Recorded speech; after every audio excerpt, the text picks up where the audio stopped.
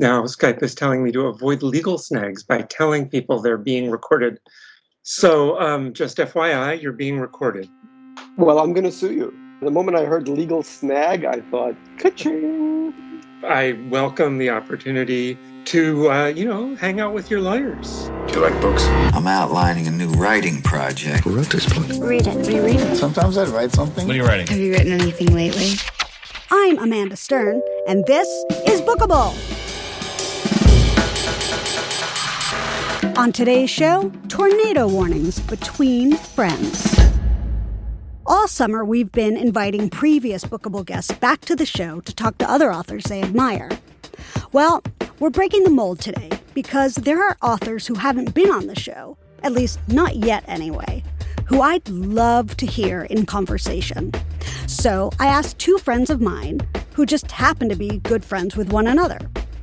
Gary Shteyngart is a celebrated author known for his satirical novels like The Russian Debutante's Handbook and Super Sad True Love Story. His most recent novel is Lake Success and is about the election results of 2016. Paul LaFarge is an author, essayist, and academic. With 5 novels under his belt, he is wildly prolific, and according to me and Flavor Wire, his work is criminally underrated. His most recent novel is The Night Ocean, about a man obsessed with H.P. Lovecraft. Paul and Gary now spend most of their time in upstate New York in neighboring towns. I asked them to speak with one another about writing and craft and living through this present moment. They began, as most friends begin, with the threat of litigation. And then, Gary gets an alert. By the way, I just got it looks like a tornado warning on my phone. Did you get that? You did? No. It's so you are apparently being singled out for by God. For those, by God, exactly, by God and by your phone. But for those of you who are listening, I should be aware that Gary and I are both in the Hudson Valley, and we live about 10 minutes from each other. So that's right. If there's a tornado, I guess the good news here, Gary, is that if there's a tornado coming for you and not me, it's a small tornado. Yeah, it actually says a tornado warning has been issued for, and it just gives my address. So I'm the only one. It's just coming from me. I mean, and given how my life has turned out, I could sort of see that being the end. A one-man tornado. Yeah, no, it'll be. Your son probably summoned it up out of frustration at having to do classes on Zoom. Yes, he said, there's only one way out of this, and it will be the one-man tornado. Keep an eye on the horizon. If you see a black funnel-shaped cloud approaching, we'll continue this conversation from your basement. Yes. Can you hear me? I had a little sound glitch there. Oh, yeah, I'm here. Okay, good. So I had a question for you, Gary. You did? Oh, that's great. Ask away. I thought I was really proud of myself. I came up with a whole question. Came up with a question. Okay. It's even sort of relevant to the conversation we were just having about the Trump dynasty. Mm-hmm.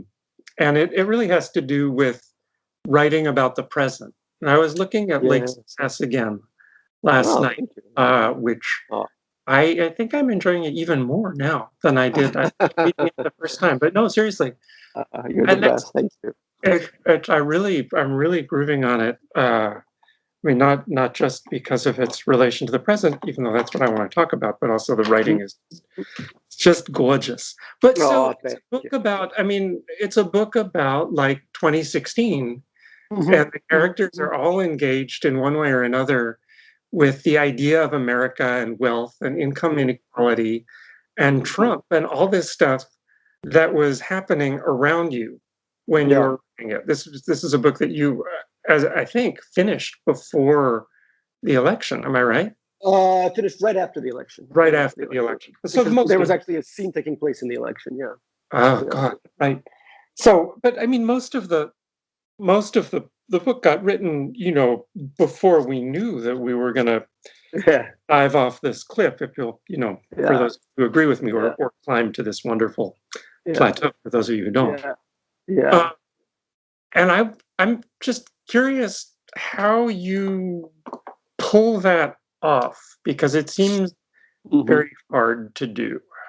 Yeah. No, well, thank you for all your kind words to begin with. But the book I wrote right before A Lake Success, Super Sad True Love Story was written in before 2010, sort of during the Yeah. early Obama era, and it was a dystopian book about everything collapsing. And then most of that book happened. But in 2000, and for Lake Success and for the book I'm writing now, even for a pessimist like myself, it's hard to outdo the level of dysfunction and neo-Nazi horror that we're dealing with right now. So there's no way that I can sort of beat the times in terms of writing in my usual sort of Soviet Ashkenazi pessimist way. So the only way I can do it is to actually chronicle as best as I can what's happening. But with Lake Success, as you said, I started writing it in June of 2016, and it looked for a long time. I was convinced that Hillary would win. So I was writing Trump as kind of almost, not even a character. It was sort of a background noise that was going on. The way you would write if you wrote a book about the '80s. You might have a Rubik's Cube in the background, right? Something like that. And similarly here, since we're writing about 2016, there's going to be this funny election that obviously this idiot's going to lose. And we're going to sort of have that as background noise. Now, and then toward the end of the election, I was getting really scared. And I remember I was talking to our mutual friend, Dinao Mengistu, who also lives in the area. Mhm. And I was saying, oh my God, Dinao, if he wins, if Trump wins, everything in this book is going to be just read in a whole different way. And I'm completely screwed because that's not how I intended it. Things that were supposed to be funny are now going to look ominous. And then, of course, he did win. And I felt very depressed on every level, not just on the fact that, we're completely screwed as a country, but also, oh my God, now my book is just this whole different book. And then when it was published, it was received differently too. And it became sort of the first book in the era of Trump. Every headline, every review, every byline had, not byline, every review had Trump, Trump, Trump, Trump, Trump. And I thought, oh, no. It's just a book about a family that happens to be taking place in 2016. But given the gravity of the situation, the sort of the meaning of the book was hugely changed and became this ominous thing, as opposed to what I was intending was just a funny comedy about this schmuck who flees his family and goes on the road for this horrifying Greyhound bus trip. So anyway, that's my story. Yeah, go ahead. So I'm just wrapping my head around this again. I suppose I might have known it at some level, but Lake Success, people, everybody said, "Oh, Shteyngart has gotten serious. It's a comic novel, but it has serious, bones." Yes. And what you're telling me is that was a kind of an accident. Well, the bones were a little bit more serious. There was some serious bones going on. God, that's a horrible thing. Serious bones. Serious bones were going on. Another series coming soon. Serious bones were happening all over that novel. But for the most part, no, it was a satire on a hedge fund manager who, has a breakdown and runs away. There were a couple of more serious things. There was he has a child who has a disability, and there's, a marriage falling apart, although marriages falling apart are always kind of funny too. Uh-huh. But not your marriage. But the sort of the very dark background wasn't supposed to be that dark, because all the characters in that book, or some of the characters in that book, are constantly looking at 538. Right. No, this isn't going to happen. Just the way I'm right now looking at 538 every other minute, thinking, oh my God, Biden's only slightly favored to win. Oh my God, speaking of that, speaking of ominous, I just got emergency alert. Tornado warning in this area until 2:45 p.m. Take shelter now in a basement or an interior room of the lowest floor of a sturdy building. Do you want to do that? Nah, that's just, it's for Amanda Stern. Are you on the ground floor of your house? Not at all. No, I'm on the second floor. You're on the second floor. So this turned into a kind of, this could be the farewell. The long arc of this conversation could be waiting for the tornado. It's kind of or this could be my sort of. This could be our valedictory message to the world, or the beginning of a Wizard of Oz-like adventure where we we find ourselves in a Technicolor version of the Mid-Hudson Valley. Wow, that would look like surrounded by Tiny people who want to sell us organic produce. So not very different from the world we already live in. No, Are you on this? Are you on the ground floor? no, I'm on the second floor too. But I didn't get a tornado warning. I think it's really That really this is just- really it's really just headed for you. So I feel Why does it? good about this. I feel like maybe you're kind of a tornado magnet. I am a tornado magnet. Yeah, Maybe I'm a this one-man is tornado. Your job is to keep the rest of us safe by drawing the tornadoes to yourself. Yeah, I mean, nature just wants to carry out a one-man pogrom on me, and that's what's happening. Yeah. But what about you? What about you? You write all. I mean, you write about many different subjects. But how do you feel about the present moment? I don't want to give too much away, but I believe you're writing in the more fantastical Yeah. theme right now. Yeah, and your no. last book also had some of that. So, what do you think? Yeah. So just I'm sure dozens of people are waiting breathlessly to hear this, but I've been working on some sort of young adult fantasy novel, and I'm not at all ashamed of it. It took me a while. I had to work it through. I had to talk to my imaginary therapist to deal with my feelings about it. But here I am. I'm proud to say that's what I'm doing. Bravo. Thank you. I would say I was coming out as a nerd, but I've already written like thousands and thousands of words about Dungeons. You've written about Lovecraft and Dungeons and Dragons. It's too late. It's too late. It's too late. I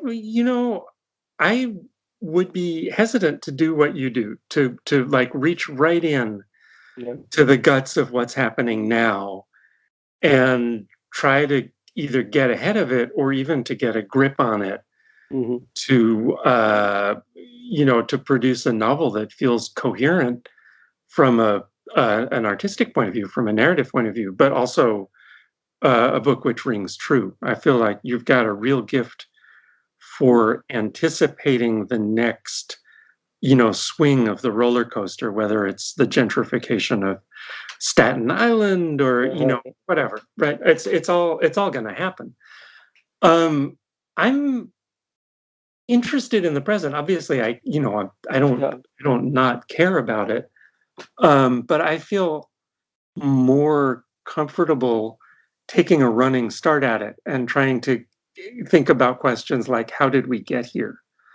And then, I want to answer that by looking back and saying, oh, maybe we got here because we kept doing this thing or this other thing, or because these people systematically robbed and, pillaged and brutalized these other people, and the other people were angry. And, when you look at it like that, it's actually not that surprising that we are where we are.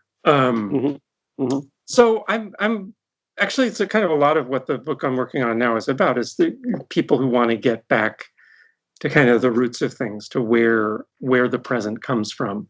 And I did it. I did that a little bit with a book I wrote about urbanization in Paris. Yeah, that's right. Yeah, Houseman. Houseman. Yeah, it's just I was thinking about gentrification in San Francisco in the 90s, and all of this demolition boom and all these new buildings going up, and obviously that's still going on, and how this how a giant influx of capital can change a place, or just transform your experience of the place you live. And I could have tried to write a San Francisco book about that, but instead it seemed more fun and in a way more useful to look back and say, this is maybe the first time something like that happened.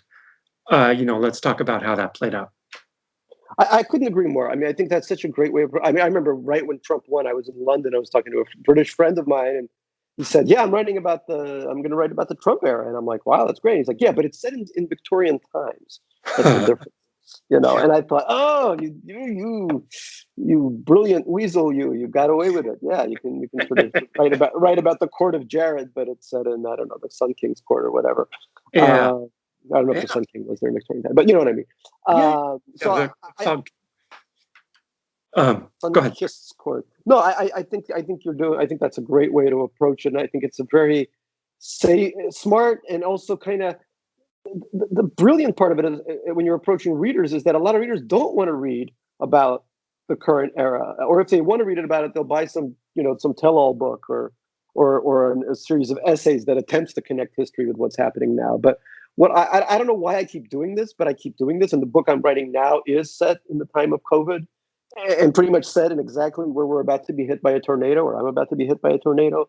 And I don't know why it is that I can't look away. I guess it's because, I mean, maybe one reason is I've done a lot of journalistic endeavors, may not sound right, but for a long time I was a travel journalist. Yep. And I kind of would just, and those were some of the happiest days of my life. I would just travel around the world for Travel and Leisure magazine and write these funny long screeds about whatever I was seeing. And I think that it still remains sort of my favorite way to, and that entailed obviously writing very much about the present day.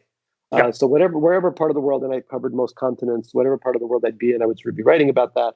And to me, that became a kind of default mode. So Lake Success, where the character goes across America in a Greyhound bus, is a very long, almost endless travelogue, right?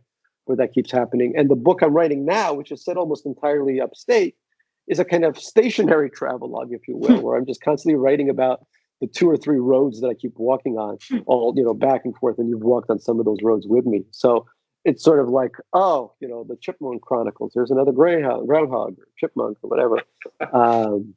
So I don't know. This may be incredibly boring for the reader eventually, but it's for some reason I can't reach back into the past. Maybe I'm such a narcissist, even though I'm not a boomer. I have such narcissism that I'm like, I know people existed in the 17th century, but were they Gary? Yeah, it's a sort of an unanswerable question. Because it might be yes, they were. They were definitely Paul. Yeah, you may actually be, one of those beings that that returns every generation. Right. There's a Gary in every era. You could be the Forrest Gump of literary satire. Wow, that would be a funny novel, like a Gary for every century, a Gary for each season. When you're done with this book, do you want to say what your book is about, or are we keeping it under? Pretty much what I've just said in the sense that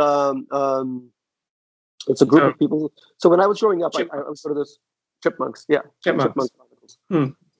Tornado chipmunks. When I was a kid, the reason I kind of fell in love with this area, which is why I spend most of the year here, is I went to this Russian bungalow colony across the river in a place called Ellenville, New York, which is high up in the Catskills, or low down in the Catskills, or somewhere near the Catskills. But in any case, it was a Russian bungalow colony. There were a lot of Russians, a lot of smoked fishes were being eaten. And I loved it so much. I didn't know English well, so for me it was such a great escape from New York and from this horrifying yeshiva that I went to. So I always loved this area, and I decided to spend most of my time here. But in this novel, we have a kind of character who looks a little bit like me, failing novelist, Russian, and he decides to build his own bungalow colony. So he has these like 5 deluxe bungalows, and he invites all his friends up to his cabins, and this is just as COVID hits, and then they all remain stranded there for a long time. So that's kind of the bare bones of it. Decameron-like thing, in a way. Exactly. Very Decameronish, except instead of just telling tales to each other, they started sleeping with one another. So that has kind of a more, writer's colony retreat kind of vibe. But there's, 2 of them are married, they have a kid. There's all kinds of little things happening. So it's a little bit more. It's a little bit larger and at the same time a lot smaller. So it's strange, and I think it's coming out of me now because I'm trying to deal with the fact, as I'm sure you are, that we're stuck here for a very long time. Thankfully, there's you and I go for wonderful, beautiful, scenic walks, and occasionally a very safety conscious meal. But I'm just trying to process the fact that for 6 months I haven't even seen New York City. I'm going to see it next week for the first time, but it's been 6 months of urban celibacy, so to speak. Mm-hmm. Mm-hmm. Yeah, I mean, I feel like I'm doing my processing by retreating into the world of, I don't know, not exactly dragons and unicorns, but but some other world. How do you find? Oh, And how do you find that? I mean, how do you find writing about dragons at a time where you have a dog? I guess that's close enough. But, you're sort of, when you look out, does the naturally ceaseless natural element of where we live contribute or detract from this giant journey of the imagination? So for me, this is the world that I'm spending most of my time in comes right out of living here. Mm-hmm. And Mm-hmm. you've been to my house, you've seen my my porch. Yeah, And there's like beautiful porch. One of the best porches out there, honestly. well, I'm very happy with the porch. I don't take a lot of credit for it. It was all sort of there before we arrived, and we haven't even we've barely swept. I mean, it's it's just the way it was when we moved in 10 years ago. But right, if you sit at the porch, having breakfast or drinking a cup of coffee, you look out at this field, which is just wild crud growing. I could probably learn what the crud is, but that would involve getting up close to it and then maybe getting bitten by a tick, and I don't want to do that. So I sit on the porch and I look out at the field of overgrown wild crud, and then behind it there's this wall of trees, and it looks like you're kind of at the end of civilization. It's like here you are, and then if you were just to get up and go across the field, you'd be in the wilderness. Mm-hmm. And when I moved to this house, I really thought that was true. I was like, wow, we're at the edge of the woods. Then I took a walk around the road that goes behind our house and realized that those woods are about 100 feet deep, and then you get a subdivision. But I do like thinking about what it's like to be at the edge of the wilderness, and what the wilderness might be like, and what people might do with it. And America was supposed to be a place of dragons, actually, when Cotton Mather was writing about it way back in the times of 18th century Gary. He writes about dragons. There's demons, and there's witches, and there's dragons, and sometimes you think he's being metaphorical, but sometimes you think straight up he just means, like, if you were to walk west from Boston, you would come to the place where there are these giant fire-breathing animals that would kill and eat you.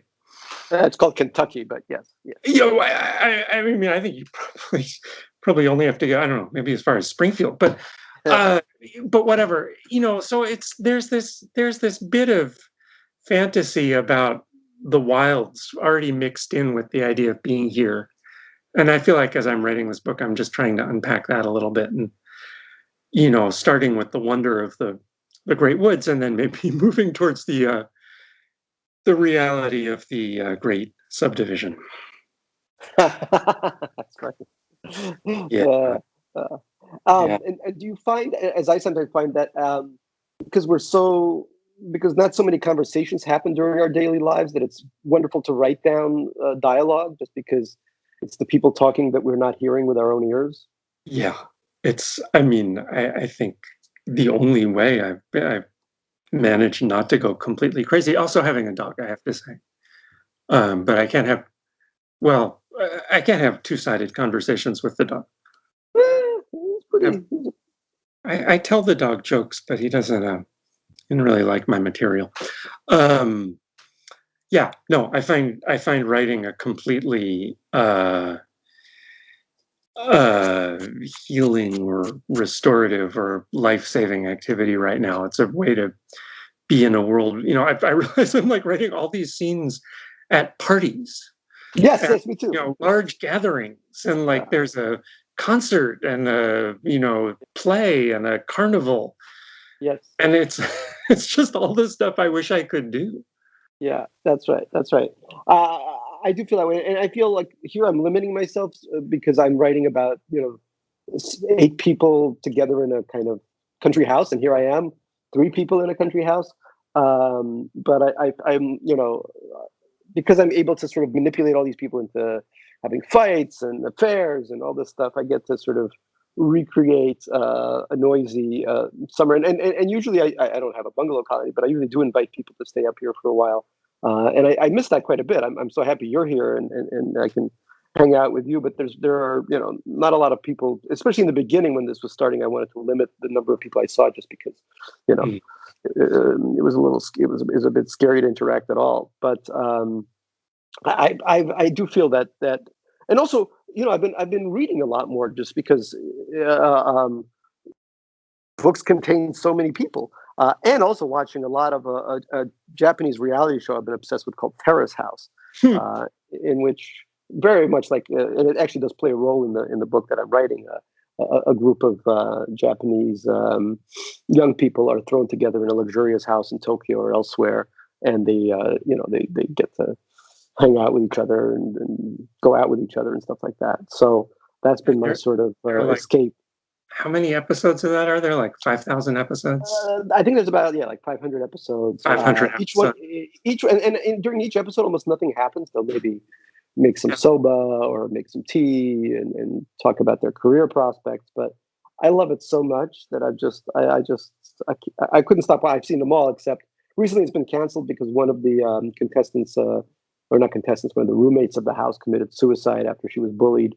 And I think Netflix is taking it off the air, or at least some of it. But if you can still catch it, it should be on Netflix. And it's just, it's such a, until the suicide, it was such a wonderfully dull show. Like I said, nothing much was happening, and yet so much of human reality was happening, that it was just like reading a 19th century novel almost, where there's a lot of action, but it's all bubbling under the surface. Until again, that woman killed herself. But yeah, and then it all bubbled up. Time for a short break. When we come back, Gary gets himself into a precarious situation in the name of research.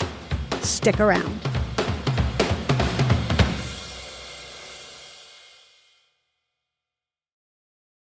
Nerdette is a podcast that invites you to sit back and think about the important stuff, but not like in a super exhausting, annoying way, more like in a, oh yeah, I've actually been thinking about this too kind of way. As a society, we do not take friendship very seriously. Never let anybody edit what you're interested in. You are enough. And when that happens, you kind of have to take a hard look at yourself and your life and your relationships and figure out what's important. Nerdette. Listen wherever you get your podcasts.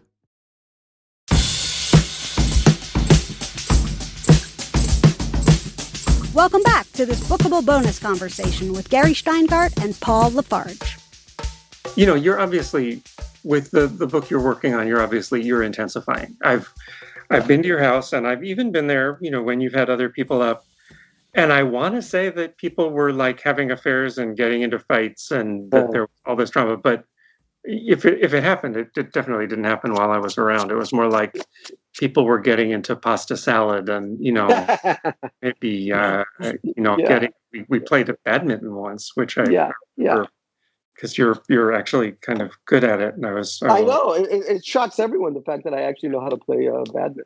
Yeah, no, I would just warn our audience that if Gary asks to play badminton with you for money, I would say no. But it's the only sport I'm good at, so I'm. You only need one. I mean, come on, just be like, badminton, anyone? Yeah. There's this intensification that happens in the book, right? You're taking what's going on around you, which is nothing / a lot of Zoom calls / homeschooling and and doing laundry and all that stuff. And you're turning up the intensity. And this, I guess, the question that lurks in this for me is whether you have how you think about manipulating the present in that way, because you're, that's kind of what you're doing when you're turning the 2016 era into something that we want to read a book about, rather than, just something that we had the misfortune to live through. Yeah. There's this play that keeps happening. You see it even more in Superset, right, where everything kind of gets transformed and made up and exaggerated. Yeah. And I wonder if if you have any secrets that you want to reveal about how you do that. Well, partly is you also have to remember that there's a reader at the end. I teach creative writing as you do, and I'm always reminding students. And I remember George Saunders gave a talk at the college I teach at, and he also said something along the lines of, you got to remember there's a reader at the other end of it. And he was talking about how in his early days he would just write for himself, and he would write these sort of things that maybe were clever by half, but they were not they were not really meant to be consumed by another reader, or unless that reader was a genius. My approach is really that it's important to remember that somebody has to read through all this. So again, I don't want to we're already living through all this stuff. We already feel the sadness of so many people who have just died. We have a political system that means a lot more people are going to die, and that that the horrors and inequality that we see are just going to continue over and over again, if not be magnified under a second presidency, a second term for our fearless leader. So it's like with Lake's success, I thought I could invoke the Trump name because I was writing about 2016 and because I thought it would just be a joke, But I remember when I finished it, the election had been November 2016 election had taken place. I remember my editor, who unfortunately has passed away since then. I remember her saying, "Yari, can we just limit the T word to maybe 12 instances, 10 instances?" Because I had about 30 of them. She's like, it's every time the reader sees it now, it's a different connotation than when the reader. Then, if Hillary had won, when the reader would have just, glossed over it as this funny peculiarity of the year 2016, or maybe funny isn't the right word, but this awful, strange 2016 peculiarity. But now it was the reality of the world we were living in, And so in writing about 2020 in this book, I'm noticing that I'm never writing the word COVID-19 or Corona, It's just sort of almost. Did you make up like an alternate plague? No, I didn't make up, I don't know, Heineken or some other name for a beer-based virus. But I do find that that I can mention that people are wearing masks, for example, and there's a lot of, when they do venture outside of the house, there's hand sanitizer and stuff, but. Because the other question I also have for the is if there's going to be a series of fictional representations of COVID in theater, in film or books or other forms of art, is it going to be sort of, oh, look, this only happened for a year and we went through this awful time, or is COVID going to be with how we live for a very long time with us? And I think it's more of the latter than the former. I think if you're going to be writing about the present, you're going to be writing about the effects of COVID. I as somebody who writes in the contemporary scheme, I can't quite avoid it. But at the same time, but let me ask you. I mean, you're out there dancing with dragons in your book. Do you feel that the horrors of what's happening now, politically and epistemologically, if that's the word, are affecting what you're writing, even if you're setting it in a different key, so to speak? Honestly, I don't know. I feel, there was that, I was just thinking about Sloane Crossley's piece in the Times, whenever that was in the spring, would say, don't write your COVID novel yet. And here I am. Very, very intelligently, surmised that there are all these writers with a lot of time on their hands. And, everybody is thinking, wow, this is great material because nothing like it has ever happened to me before. But of course, the problem there is that something like it is happening to everyone else now. So if you were to write about, your experiences with, mask fitting or getting into an altercation with somebody at the grocery store or whatever, you would be writing about something that most of your readers had also been through. And you'd really need to bring some unusual energy to it. I don't know. I think I don't feel the thing that I'm working on now going right for that. It feels more like there's a kind of long thread that runs through it that's related to this experience, but it's not right up in your face. I did just write the script for a little fiction podcast, which for the American Academy in Berlin, of all people, which is all about COVID. It's like some guy making a podcast in his house, and he decides he's going to use his iPhone to communicate with the spirits of the dead. And, it's like as soon as I get too close to present reality, it's got to wander off in some untoward direction, because otherwise I'm afraid the reader will not be interested. That's interesting. That's it. Wow. But also, also because the present is so weird, because it's like, why? Probably there are people who are speaking to the spirits of the dead. And in fact, I started writing this thing, and then 3 or 4 days later, there was a piece in the Times about what's it like to be to do lockdown in a haunted house. Yeah. And they found 4 people who were quarantining in houses that were supposed to be haunted. Yeah. Well, that's really interesting. You mentioned the Times.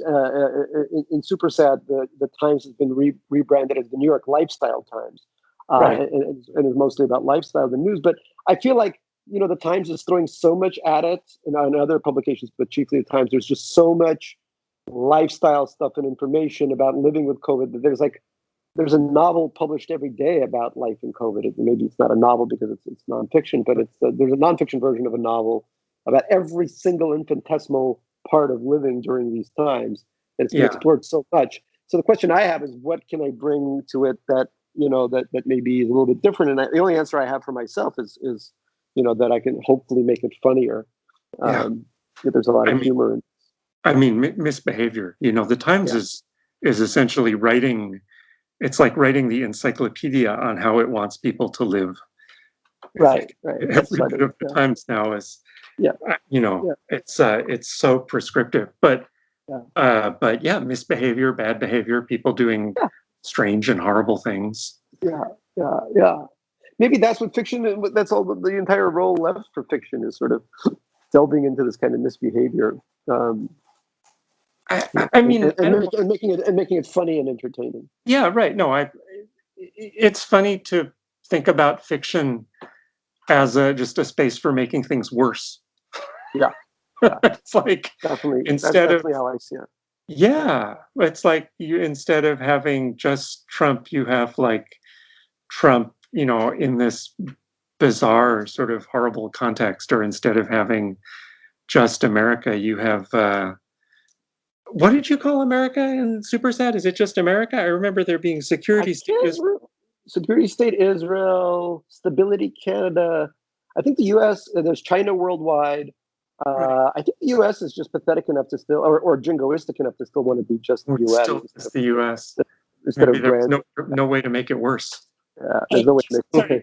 Just quickly, this is a parenthetical, but speaking of things becoming worse, the sky outside my window right now is dark green. But wait a minute, aren't you getting pelted by huge amounts of rain? Not yet. My God! Wow. I know. Really very you're getting the tornado, but it looks pretty apocalyptic from where I sit too. It's like the trees are kind of reaching towards the house, and the sky looks like it's night. No, I'm in the middle. I don't know if you can hear it, but my window is just pelted with rain, and there's the trees look almost ready to be blown off their roots. So, folks, if this podcast ends abruptly, you'll know why. Yeah. The tornado came.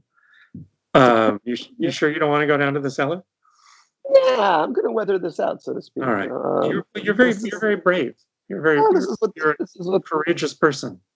This is what the dystopian writer does. He says, "Tornado, here I am." Yeah. Yep. Tell me a story, tornado. Tell me a story, tornado. I'm on the 2nd floor, way above ground level.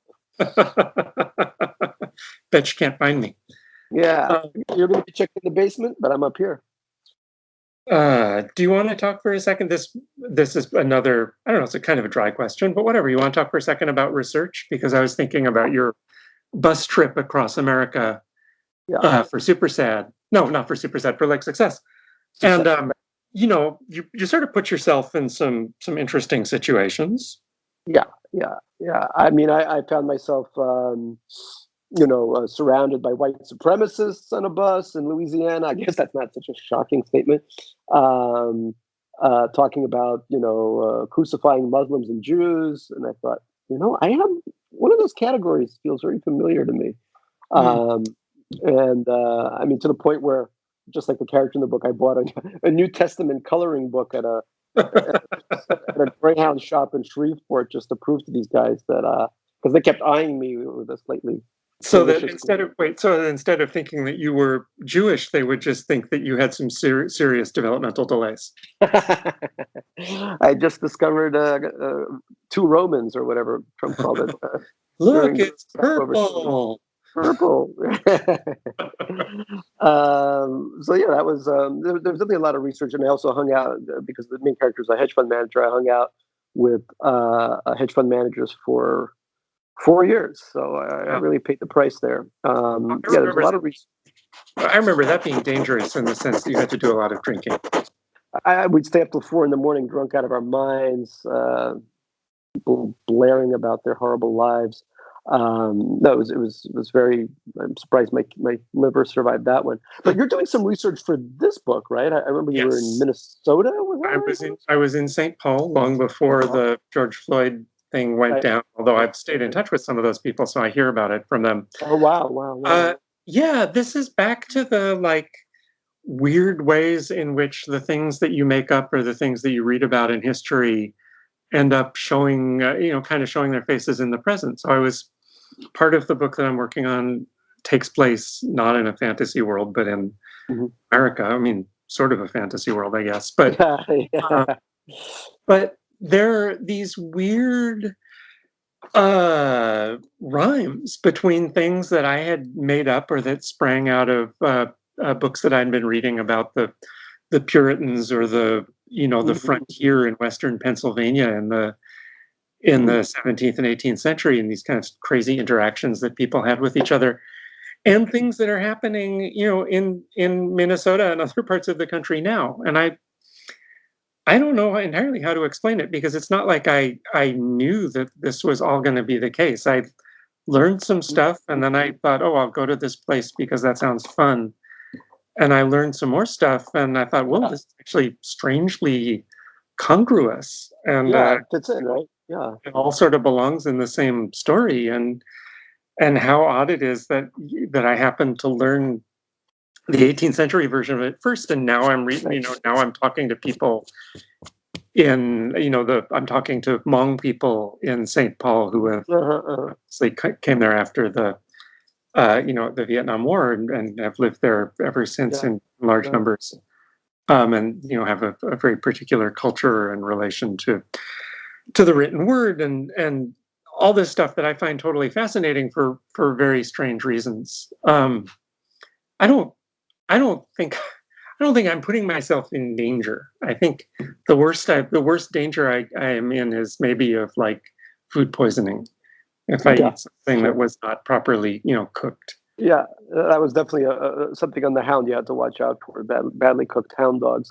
Don't you find that research is just spectacular? I mean, you go in, you're introduced to a new way of living, a new way of thinking, and you just get to.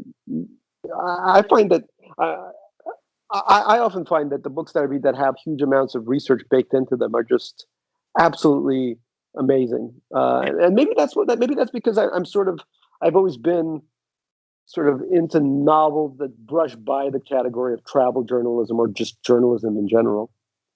Yeah, no, I completely agree with you. I was, when I was writing The Night Ocean, which is about horror writer H.P. Lovecraft and his friends, I wrote part of a draft. I wrote hundreds of pages of a draft where I just made all the characters up, these minor pulp science fiction and horror writers from the 20s. But then I had a free period of time, and I was at the New York Public Library, and I read about the actual people who had been part of Lovecraft Circle, and they were so much crazier and so much than anything I could have come up with. I was like, I'm just going to use these people because they're infinitely better than what I imagined. They do things that I would never have expected them to do. And their lives bend in ways that you either wouldn't see coming or would be afraid to include in a novel because it's too novelistic. Right. That's right. That's absolutely right. Yeah. But yeah. I find, Oh, there's I don't know, can I ask you a question? I think every now and then about like the Google Earth research and how not satisfying I find that. Oh my God! I would never even imagine doing something like that. I was about to say in Night Ocean, there's just such a wonderful sequence in Mexico City, just so incredible, and I thought as I was reading, I thought, wow, Paul really went there. I went there. I mean, I went. Yeah, that's what I mean. Yeah. I tried to find the places where the characters were. They had all been turned into garages for some reason, but I guess people in Mexico City need a lot of parking. But yeah. You kind of, I feel like you kind of have to go places and experience them and breathe the air and eat the food, which of course, especially eat the food. Yeah, especially the food. But if we need to be in touch with the material, like literally in touch with it, then it makes total sense to me that you're writing this book because this is what you can reach right now. That's right. I mean, I've always thought that, for example, in the Soviet Union and the Soviet bloc countries, there's a lot of science fiction because science fiction allowed people to escape into another version of reality, obviously, and you could more stealthily criticize the current system if you were able to sort of, project hundreds of years into the future. And I think this, look, these are just. Since I've left the Soviet Union, since I've left the dictatorship as a child, these are the saddest moments of my life, I would say, just in terms of being a human, being a citizen, being a person, and even being a citizen of the planet, knowing where everything is headed. So I'm constantly being torn between the idea of doing going back and doing something set in just a different planet.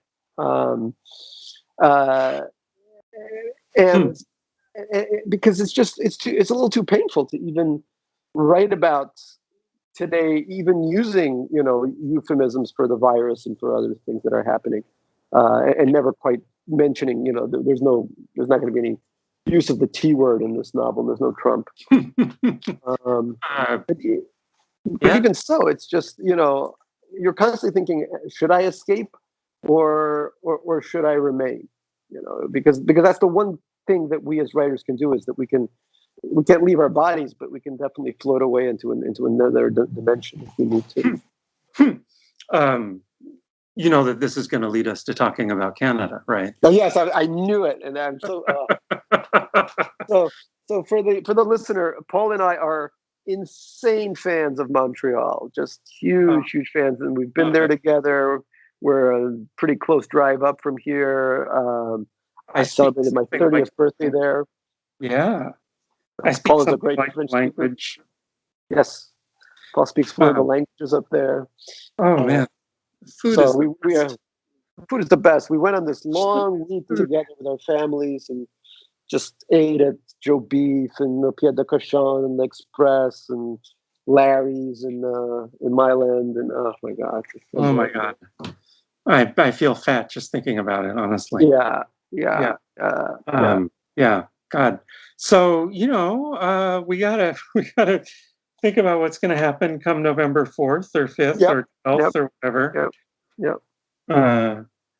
And I don't know, maybe we'll sneak across the border in the back of a truck or something. Oh yeah, no, absolutely. We got to figure out a plan. Maybe transit through a third country. I don't know what country would have us. But we could if we transit through a third country, maybe it could be like a fun country. A fun country.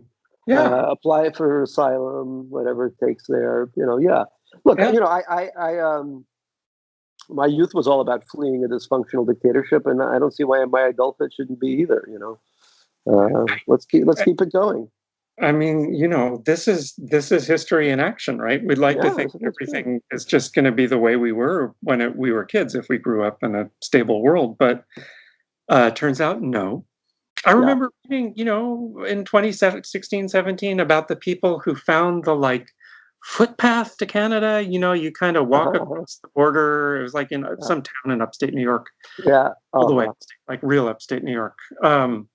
And they would just, all these immigrants are like, this is no longer a place I want to live. And they would just walk into Canada and surrender to the Mounties. Wow. I would love to surrender to the Mounties. That just sounds that's what we're going to do. We're going to be the people with like our little red wagons full of stuff.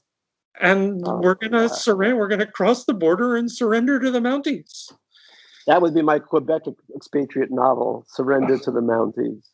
I think that's more of a romance novel. But surrender to the Mounties. If you want to, maybe your career will, go in a different direction. Surrender. That's fine. I'm fine.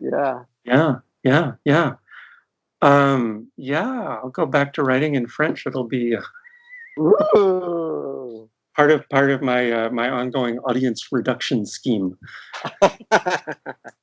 Every good writer needs one of those schemes. Yes. Yeah. No, this is well, maybe Canada is a good place to leave things because I feel like it's not that the sky is literally falling, although it sort of is, but I'm getting worried about trees coming down on my house. You're not in a huge storm yet? Like I am. There's no rain, but there's all this wind. Oh, there's no rain. Oh no. No. Just like these violent gusts of wind, and the tree outside my window is like, it's lurching like. Yeah. All my trees are lurching. Like they've been drinking with hedgies. Yes. Yeah. Oh no! Right now, at least 4 or 5 different trees are sort of slapping the second floor of my house. Just blam, blam, blam. I'm surprised you can't hear it. Maybe this will find its way into the novel. Yeah. All right. Good. Okay. Okay. This has been awesome. This has been great, Paul. Yeah. Fantastic. And the crazy thing is, you and I are going to have we're going to have conversations this good, maybe tomorrow or the day after. But we're actually doing a little cookout on Sunday. So that's right. Yeah. That's right. So let's see if any of my house is left after the tornado. So I feel like the grill will still be there. Oh shit! I got to protect the grill. I'm gonna run downstairs. You don't want it to blow into your car. No, I'm gonna drape myself over the grill and make sure it doesn't get taken away. All right. Yeah. Save the grill. Yeah. Save the grill. Save the grill. And I'll talk to you soon. Okay. Talk to you soon. Okay. Bye. Bye.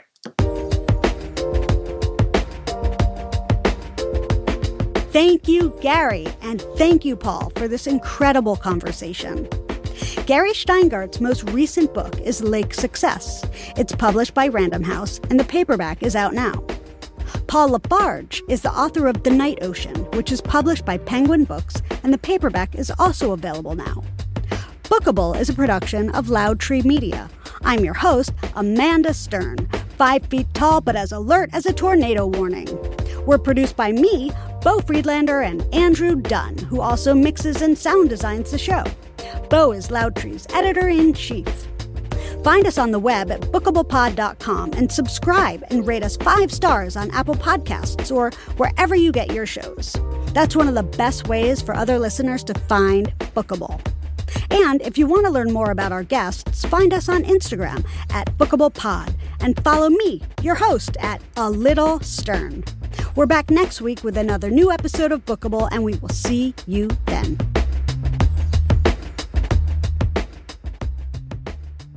This is Bookable.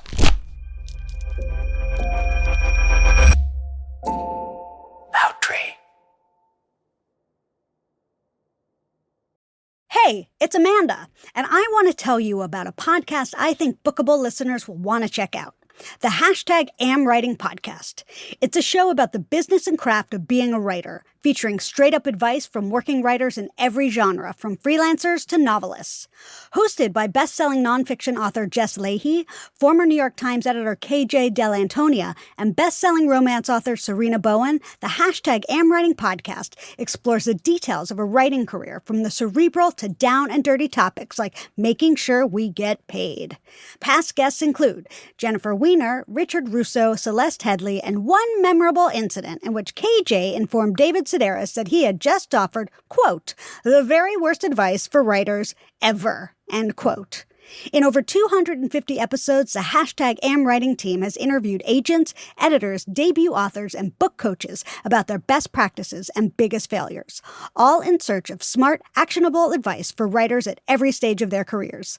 Find a new episode every Friday by subscribing to the show on Apple Podcasts or wherever you're listening to this show.